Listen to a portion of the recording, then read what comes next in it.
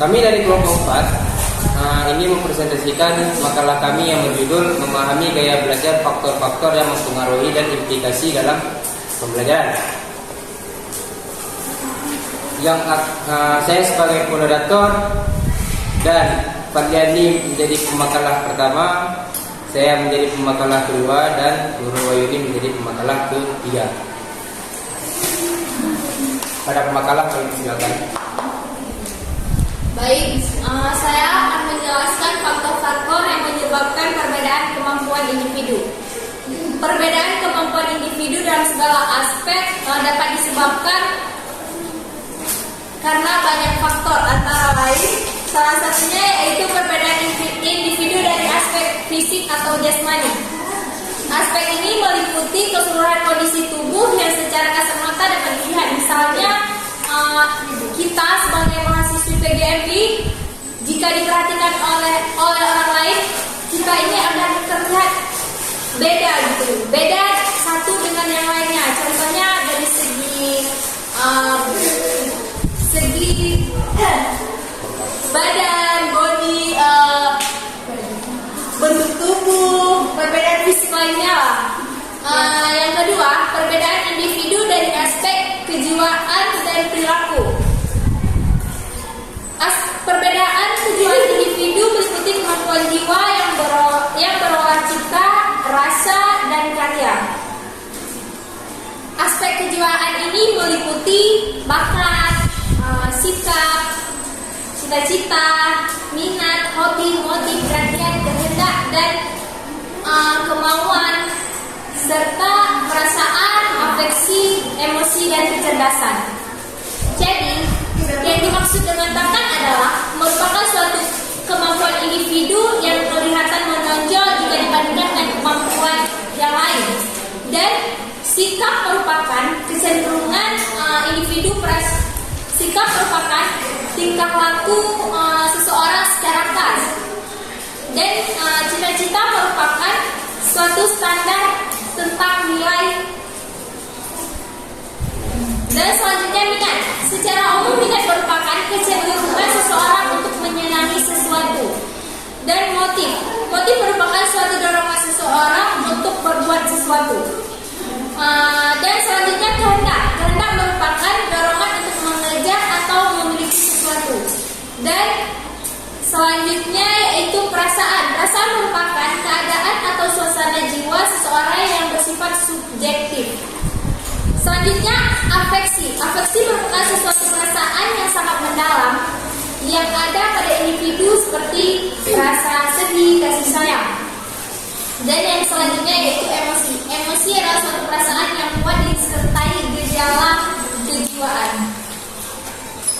Dan yang terpenting yaitu kecerdasan. Kecerdasan adalah kemampuan seseorang untuk mengerjakan tugas yang sukar dan kompleks dengan tepat, benar, efektif, dan efisien.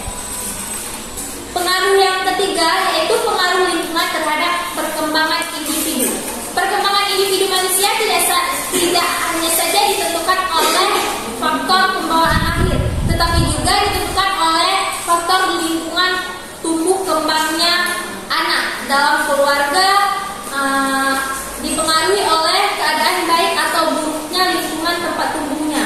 Demikian lingkungan yang berbeda akan menyebabkan terjadinya perbedaan individual.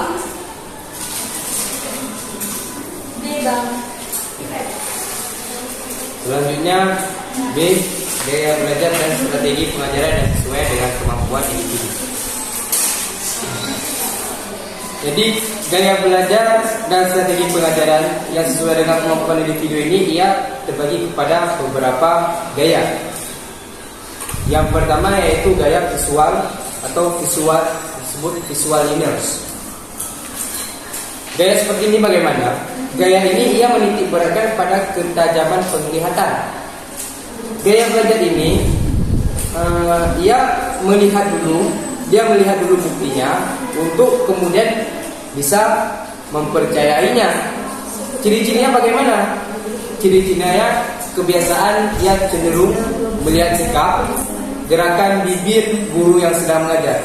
Jadi ketika seseorang ketika orang visual, orang yang dengan gaya belajar visual ini belajar, di saat gurunya menerangkan, ia hanya melihat bibir gurunya ketika gurunya menjelaskan. Yang kedua, bukan pendengar yang baik saat berkomunikasi. Di saat saat guru sedang menjelaskan, ia hanya fokus kepada satu titik, tidak lebih.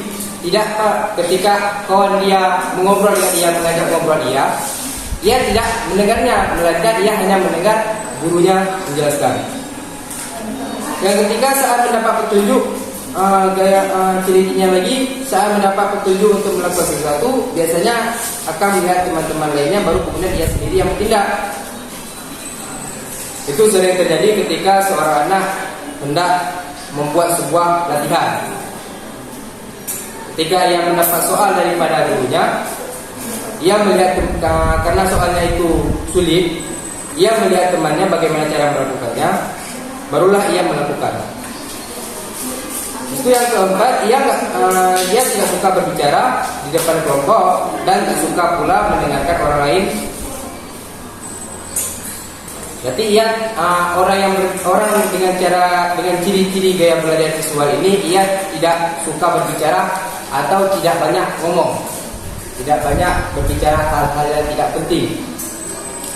Yang kelima, ia kurang mampu mengingat informasi yang diberikan secara lisan. Berarti ia tidak mampu mengingat sebuah informasi yang diberikan secara lisan, melainkan dengan secara tulisan. Yang ketujuh, dapat duduk tenang di tengah situasi yang rebut dan ramai tanpa terganggu. Ia dapat duduk dengan tenang dengan sendirinya, tanpa mempedulikan teman-temannya yang sedang asyik bermain ataupun yang sedang asyik mengobrol, sehingga terjadi keributan di dalam kelas. Bagaimana strategi pengajaran gaya belajar visual? Yang pertama, dalam proses pembelajaran gunakan materi visual seperti gambar-gambar, diagram, dan peta. Jadi di dalam pembelajaran seorang guru harus memberikan sebuah materi visual seperti gambar-gambar agar dia dapat melihat dan memerhatikan pembelajaran tersebut seperti apa. Yang kedua, strategi pengajaran gaya belajar visual yaitu gunakan warna untuk menandai hal-hal yang penting. Yang ketiga, ajak anak untuk membaca buku yang berilustrasi. Yang keempat, gunakan multimedia untuk proses pembelajaran, misalnya komputer, video, dan sebagainya, agar anak tidak bosan terhadap sebuah materi pelajaran yang disampaikan oleh gurunya. Yang kelima, ajak anak untuk mengilustrasikan idenya dalam bentuk gambar. Jadi seorang guru ini harus menyiapkan sebuah gambar agar guru ini harus bertanya kepada anak-anaknya, ini gambar dari gambar ini apa yang diciptakan dari sebuah gambar ini. Selanjutnya, gaya belajar yang berikutnya, yang pertama tadi gaya belajar yaitu visual yang disebut visual learners. Yang kedua, gaya belajar auditor. Bagaimana gaya belajar auditor? Gaya belajar auditor ini ia hanya mengandalkan sebuah pendengaran untuk bisa memahami dan mengingatnya. Ciri-cirinya bagaimana? Ia mampu mengingat dengan baik penjelasan guru di depan kelas atau materi yang didiskusikan dalam kelompok. Jadi ingatannya lebih kuat di saat gurunya menjelaskan materi yang dijelaskan. Yang kedua, pendengar ulung, anak muda pendengar ulung. Ia merupakan pendengar ulung, yaitu anak muda menguasai materi iklan, lagu, televisi atau radio. Jadi bila ia sering melihat televisi dan ia sering melihat iklan, maka ia langsung termotivasi daripada iklan tersebut, sehingga ia mampu menguraikan kembali apa yang maksud daripada iklan itu. Yang ketiga, cenderung banyak ngomong. Jadi orang yang mempunyai gaya belajar auditor ini orang yang banyak ngomong, banyak cakap.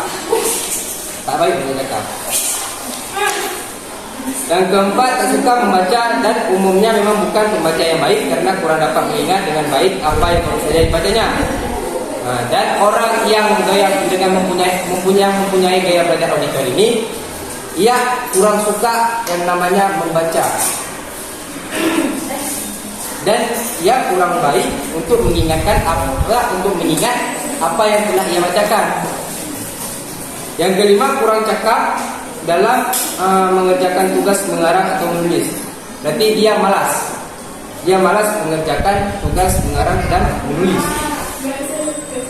Yang keenam, senang berdiskusi dan berkomunikasi dengan orang lain.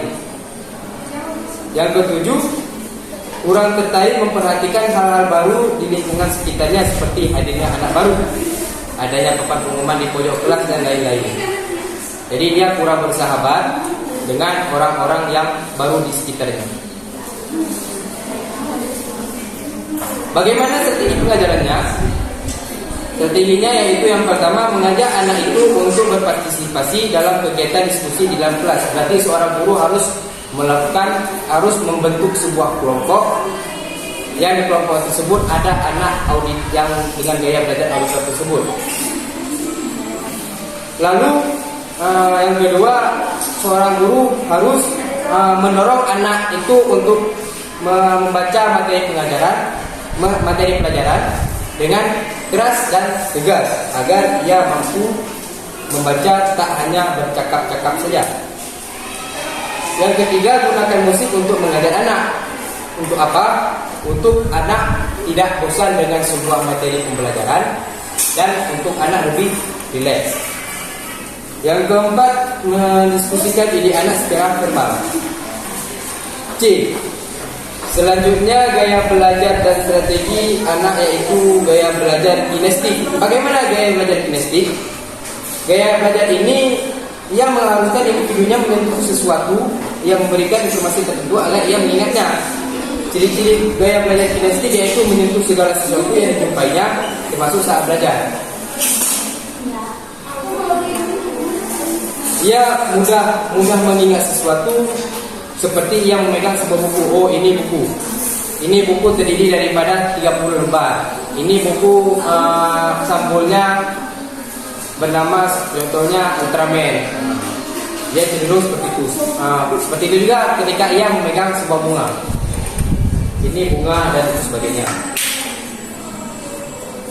Yang kedua, ia sulit berdiam diri atau duduk manis, selalu ingin bergerak. Jadi orang-orang yang banyak jalan, itulah orang-orang yang gaya belajar kinestik. Yang ketiga, mengerjakan segala sesuatu yang memungkinkan tangannya aktif. Contohnya saat guru menerangkan pelajaran, dia mendengarkan sambil tangannya asyik bergambar. Jadi itu termasuk orang-orang yang dengan gaya belajar kinestik. Yang keempat, suka menggunakan objek nyata sebagai alat bantu belajar. Yang kelima, sulit menguasai hal-hal abstrak seperti peta, simbol, dan gambar. Yang keenam, menyukai praktek atau percobaan. Ini seperti teman kita. Yang ketujuh, menyukai permainan dan aktivitas fisik. Berarti orang yang mempunyai gaya belajar kinestik ini hampir aktif seperti orang yang gaya belajar dengan auditor. Tapi orang yang belajar kinestik ini lebih aktif. Kalau bisa kita lihat. Selanjutnya akan dibacakan pembekalan 3. C. Kepribadian.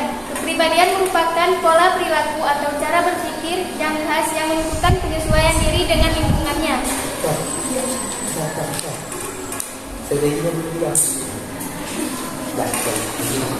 Kepribadian juga menjelaskan akan adanya karakteristik yang membedakan antara satu individu dengan individu yang lain. Jadi itu apa itu betul?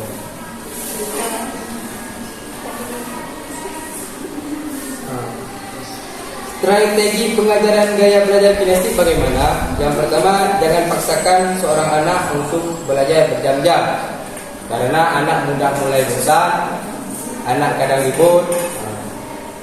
Yang kedua, ajak anak untuk belajar sambil mengeksplorasi lingkungannya. Misalnya, gunakan objek sesungguhnya untuk belajar konsep baru. Ajak anak berarti jangan hanya di dalam kelas saja, melainkan pergi keluar seperti ke lapangan sekolah, atau mengajak anak pergi ke hutan lindung ataupun ke pola. Yang mana dengan syarat anak sambil bermain sambil belajar. Yang ketiga, izinkan anak belajar sambil mendengarkan musik. Sesekali seorang anak harus diberikan musik yang rileks. Selanjutnya pembekalan ketiga. C. Kepribadian. Kepribadian merupakan pola perilaku atau cara berpikir yang khas yang menentukan penyesuaian diri dengan lingkungannya. Kepribadian juga menentukan adanya karakteristik yang membedakan antara satu individu dengan individu lainnya. Perbedaan kepribadian individu yang lebih banyak dikaji dalam dunia pendidikan dan pembelajaran terbagi dalam dua bentuk atau model, yaitu model Big Five dan model Briggs-Myers.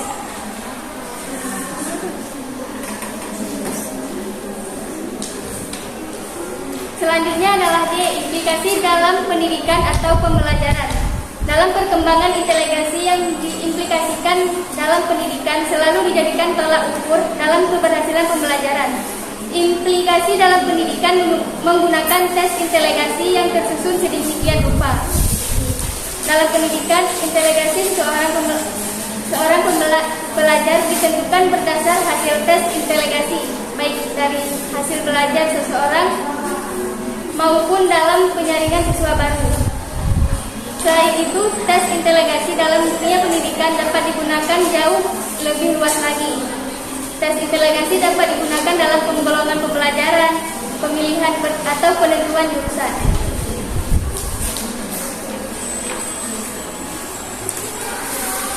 Kesimpulannya adalah perbedaan individu dari aspek fisik atau jasmani. Perbedaan individu dari aspek kejiwaan dan perilaku psikis yang meliputi bakat, aptitud, sikap, cita-cita, minat, hobi, motif, perhatian, kehendak atau kemauan, perasaan, afeksi, emosi, kecerdasan. Selain itu, hereditas juga dapat mempengaruhi kemampuan individu. Selanjutnya adalah gaya belajar dan strategi pengajaran yang sesuai dengan kemampuan individu, terdiri dari visual atau visual learners, yang menitik beratkan pada ketajaman penglihatan. Gaya belajar kedua yaitu auditory, yang mengandalkan pendengaran untuk bisa memahami materi yang diajarkan. Selanjutnya adalah kinestik, yang mengharuskan individunya menyentuh atau memberikan informasi tertentu agar bisa mengingatnya. Dan kepribadian merupakan pola perilaku yang khas yang membedakan antara satu individu dengan individu lain.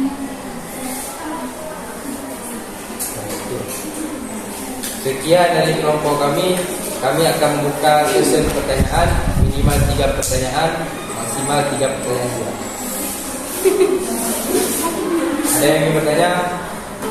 Perkenalkan, nama saya Fahra. Pertanyaannya, kenapa seorang guru harus memahami tipologi gaya belajar untuk menentukan metode pembelajaran?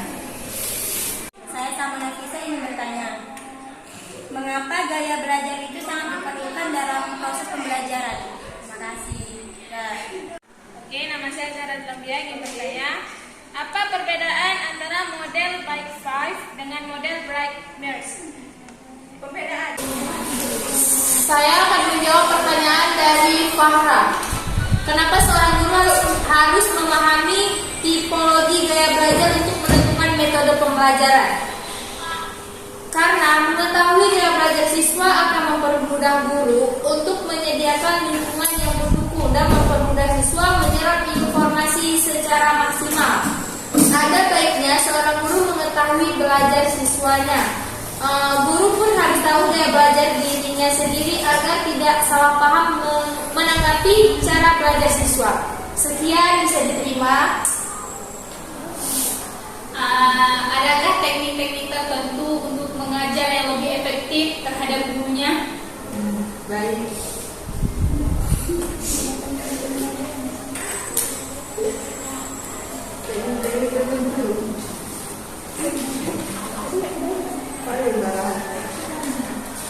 ada. Itu tergantung dari gurunya juga. Apakah ia bisa menguasai efektif itu. Dan kebanyakan juga dari guru sekarang, kita perhatikan banyak dari guru mereka cenderung lebih ke tidak memahami kondisi siswa. Ya. Itulah, jadi berarti tergantung daripada gurunya bisa untuk untuk menggunakan cara efektif tersebut, karena banyak juga yang telah diberikan efektif cara, tapi ia tidak mampu untuk melakukannya. Ya, yang seperti kita katakan tadi, dari materi yang strategi tadi, sebenarnya itu bisa juga dilakukan, cuman ada sebagian guru tidak mampu melakukannya. Bisa diterima? Saya akan menjawab pertanyaan dari Salma Nafisa. Mengapa gaya belajar sangat diperlukan dalam proses pembelajaran? Gaya belajar sangat penting dalam proses pembelajaran. Pembelajaran yang sesuai dengan gaya belajar akan meningkatkan pemahaman siswa terhadap materi atau informasi yang dipilih, serta dapat menciptakan pembelajaran yang kondusif dan menyenangkan bagi guru maupun siswanya. Apakah dapat diterima?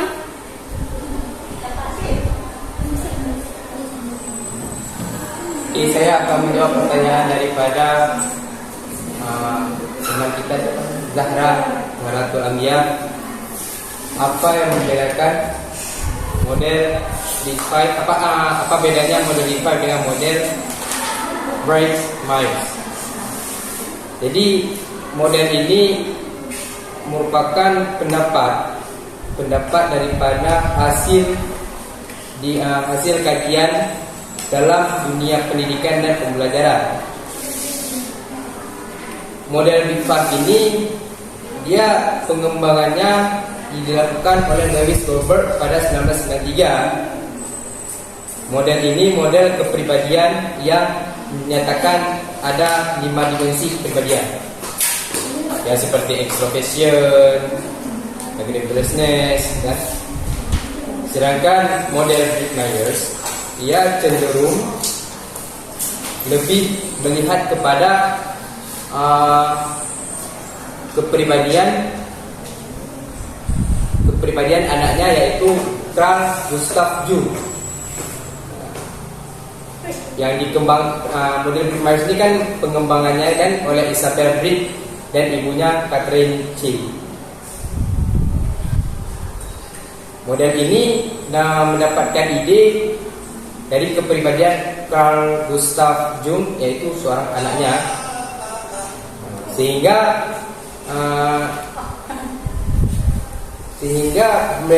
Myers-Briggs ini dikenal sebagai tipe indikator.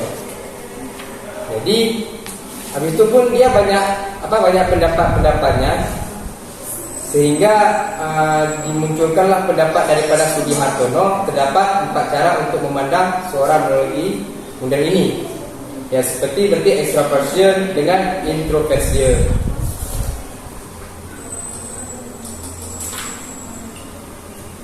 Dan ada juga sensing dengan intuition. Mana membedakan extroversion dengan extroversion di model D5? Ya, bukan dengan introversion, tapi dia dengan sendirinya. Seperti itu. Saya terima. Terima kasih. Baiklah, terima kasih telah memberikan sebuah pertanyaan. Semoga dengan sebuah pertanyaan itu kita dapat mempelajari dalam. Saya tutup. Assalamualaikum warahmatullahi wabarakatuh.